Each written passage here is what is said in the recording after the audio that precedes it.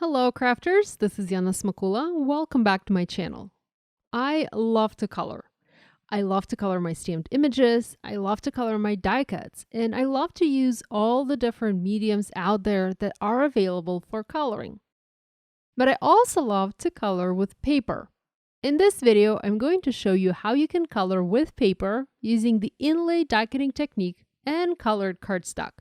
Get all of those colored cardstock scraps ready. We are going to color. I'm using a new die by Jane Davenport and Spellbinders called Marsha's Makeover. Many other dies can be used in the same way. I will recommend that you use a die that is not too detailed, as that will make inlaying all of those little pieces a very difficult task. This die is rather large. In fact, it is bigger than an A2 card, but it can still be used on a project of that size, or it can be used on a larger project as well. To color with paper, you'll, of course, need to decide on the colors of cardstock to color with. I had several groups picked out, although I only used the one with the pinks. For each group, I picked a cream sheet to create skin, a black sheet to make the outline, and 3 colored sheets to actually color with. To make adhering the pieces in place an easier task, I started by adding double-sided tape to a sheet of cardstock that will make the base of my die cut.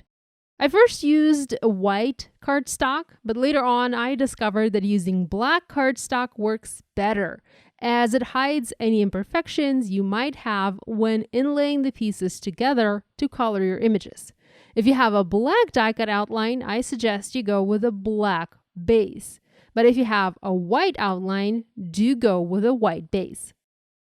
I used wide tape to add adhesive to my paper. There are also large sticky sheets out there. Doesn't matter what product you use, you just need something to add stickiness to your die cut base. You can even use glue, but using double-sided tape is easier.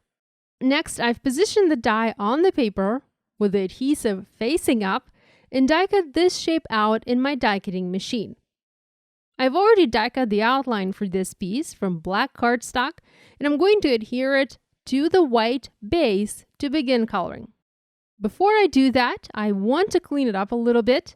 You might have noticed sometimes when you die cut the paper, you end up having those little pieces of paper. They're like hair thin and they are attached to the die cut. And if you are doing something very detailed, they often can get in the way. I saw my friend Mona use a brush end of the Tool-in-One to brush away those hairs, and I thought it was a genius trick. So this is what I'm doing here. I'm just brushing those pesky hairs away from my die cut so that when I adhere it on the base, it's going to look nice and neat. You don't have to do this. This is just one of those things that will make your finished work look nicer. Time to adhere the outline to the base, and I'm being rather careful here and adhering it section by section to make sure it is perfectly aligned. I'm also keeping the release tape. It will be helpful later on when I go to inlay the pieces, as I will be able to use the tape to hold the die cut without getting my fingers sticky. Here I have those 4 sheets of cardstock ready, and I'm going to die cut each with the help of my die to color the die cut. For the cream piece, I only need to die cut the face from it. I don't need to cut the hair. Because I'm using 3 colors of cardstock to color with, I can actually color 3 die cuts at once and have no leftover die cut pieces whatsoever. If you want to minimize the waste, minimize the leftover die cut pieces, consider making several die cuts at once to utilize every little piece of paper. So let the magic begin. I'm using paper pieces to add color to this die cut and bring it to life. I am not just doing inlay die cutting. I'm using several colors of cardstock to inlay into the open space and also to color my piece with. Here I die cut the second base from black cardstock this time, and I also have another black outline. I'm going to adhere the 2 together and continue using the negative die cut pieces to color with. It's kind of hard to see anything here as it is black on black, but as I add color with paper, you can see this die cut come to life. And there's also the third base and outline. I still have some hot pink die cut pieces left, so I'm using those to inlay into this piece. Simply put, I created 3 outlines and I die cut the hot pink cardstock once and used the die cut pieces to inlay into the 3 outlines. I divided those hot pink pieces between each of the 3 girls that I was coloring. The next step is to die cut the medium pink cardstock using the same die, and again, use the die cut pieces between 3 die cut outlines to color with. Like I mentioned earlier, you can make just one girl, color just one outline if you don't need to make several cards, but you will have a lot of leftover die cut pieces, and instead of tossing these, you can utilize them to make additional cards. Isn't this fun? It's like an art puzzle. Absolutely addictive and very relaxing as well. Time to inlay the final light pink color. Here, once again, I die cut using my Marsha's Makeover die, and now using the pieces to complete coloring the hair on these girls. The one on the white base looks almost complete, while the other 2 still lack a face, although all 3 of them lack a colored face, and we will get to that in a second. The hairs are ready, and look how gorgeous they turned out. If you're not into coloring using the traditional coloring mediums, be sure to give this coloring with paper idea a try. It's absolutely easy to do. All you need for this is some colored cardstock. Now, before I inlay the faces, I want to add some color to them. For this, I'm using supplies from Jane Davenport Making Faces collection, and those are various coloring mediums that look very much like makeup. I'm using Jane's Palette Pastels in Birthday Suit and also one of her blenders to apply color to the die cut. This, in a way, is like doing makeup, but on paper, on a paper face. I first added a light blend of color and next applied some shadows. I also added some blush and some color to her lips and eyelids. I went with a very nude look, not much makeup at all, but you certainly can go wild and give Marsha a very bold and colorful makeover if you want. Once I inlaid the final face piece, you can really see this die cut come to life.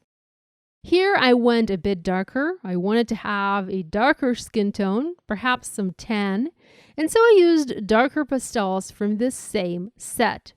Now I'm feeling a lot more confident when I'm adding the color, and I'm not afraid to go darker and bolder, but still maybe not too bold. If you have trouble inlaying the pieces, I found it's easier to do that with the help of the Tool-in-One or some other pokey tool. You can just use it to help you move the paper around and adjust its placement if needed. Having colored all of the girls today, I also decided to add some foiling going across their hair. If you missed my 7 hot foil stamping tips video, be sure to watch it as I share a lot of tips in that video in regards to hot foil stamping. Before I do any foiling here, I need to flatten my die cut. Some of the die cut pieces stick out. You can see this one piece, it doesn't want to sit in place. And to do that, I'm going to run this piece through my die cutting machine. Now I only have my regular cutting sandwich, no die. I'm not using a die here, but I am adding a piece of thin printer paper over top the front side of my die cut to protect it from any cut marks I may have on my plates. Send that through the machine and it should apply enough pressure to put all of the inlay pieces into their place. This flattens up the die cut nicely and will allow you to have better results when you do your foiling over it. I want to foil this beautiful high and gold foil. For this, I'm using a piece of white washi tape to create a hinge to attach the plate to the paper. This is my preferred way of hot foil stamping. This way I can flip the plate back if needed and also double foil if I need theirs and need to. This high foiled beautifully on all of the girls, and I also added a sub-sentiment to each of them. I foam mounted my die cuts onto A2 card bases covered with colored cardstock in various colors. I have all of the colors listed on my blog. I also added some accessories to the girls. The first one has a gold die cut collar, the second one a scarf, and the third one has glasses. All of these accessories come from the same Marsha's Makeover die set. I also used a shimmer pen from Tonic Studios to add some shimmer to the darkest pink cardstock areas, and finally adhered a gold glitter enamel heart on top of each one. I hope you'll give this idea a try. If you do, share online and tag me. I always love seeing what you guys are making. Thanks for watching. Love you guys. I'll see you next week.